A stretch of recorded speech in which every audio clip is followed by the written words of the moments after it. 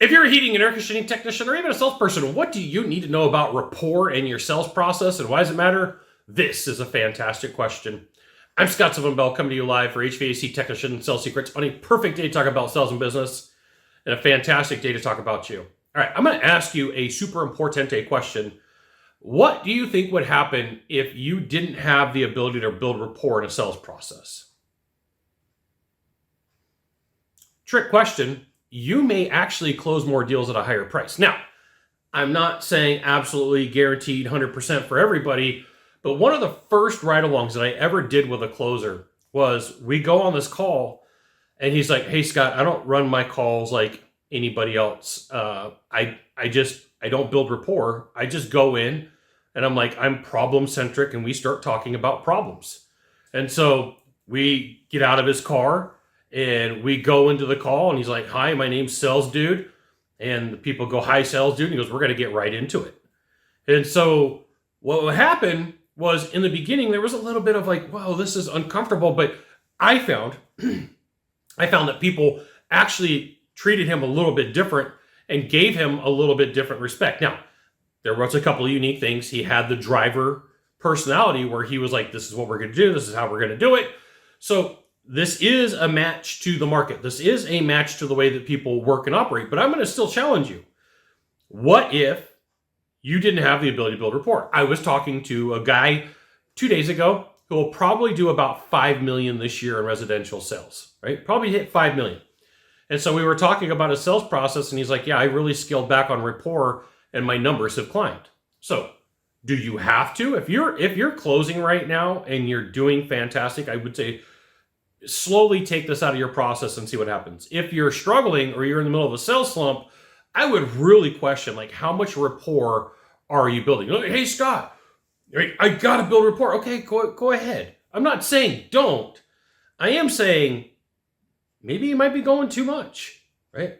And conversely, if you hear this and you're like, "I am not building rapport," and your numbers tank, it's an easy way to diagnose and go, "Whoa, wait a minute, I took the rapport out of my sales process."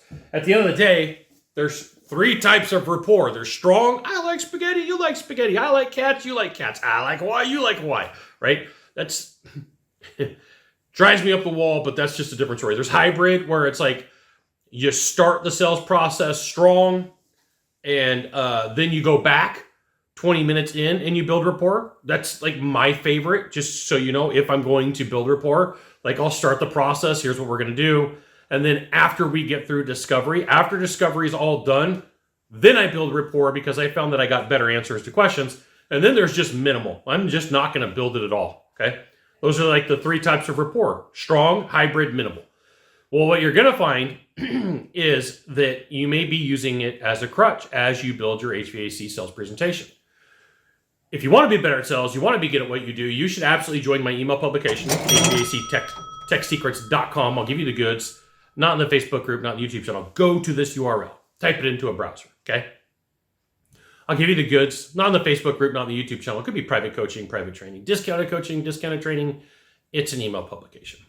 So what you're going to find is the belief that you and I are similar, or rapport, is going to make somebody buy from you.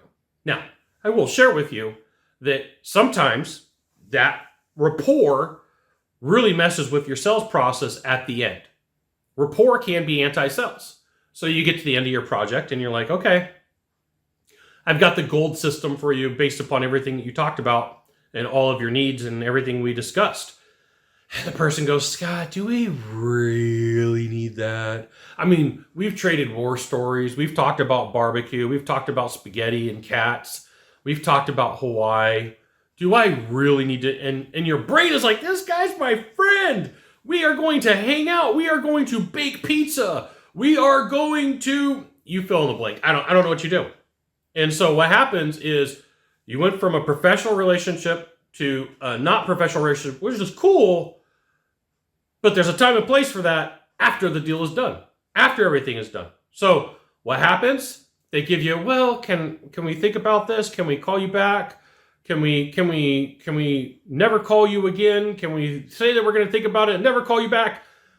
I'm going to challenge you that you are treated a little bit different when you don't build as much rapport especially if you're in a sales slump. Because people in a sales slump, they're like avoiding getting to the close, right? They keep going back to, well, wow, I went to Maui in 1978. Wow, Maui was awesome in 1979. Be aware that rapport can kill your sales process, but nobody wants to talk about it. They want to say, go in and talk about family, occupation, recreation, material possessions, alliances, locations. Like they'll tell you build rapport, but they won't tell you not to build too much. I believe, just so you know, it's entirely possible to close a deal with no rapport and have that conversation just as much as it is possible to build rapport and close a deal. There you go. Just something to think about. You got 1 of 3 things to do from here. Just 1 of 3. Find the subscribe button. Click on it. And every time I send out a video, you'll get an update. 2, hit follow. 3, share this video with a friend. Hey, one last thing. What type of rapport do you build? Are you like the strong person? If it is, cool, right? Not knocking it. Are you a hybrid person where you go in and then like 30 minutes later after you do the discovery session, you build rapport? Or is it minimal where you're like me a lot of the time where I really don't want to do this? And like, I don't. We'll see you soon. Thanks for watching.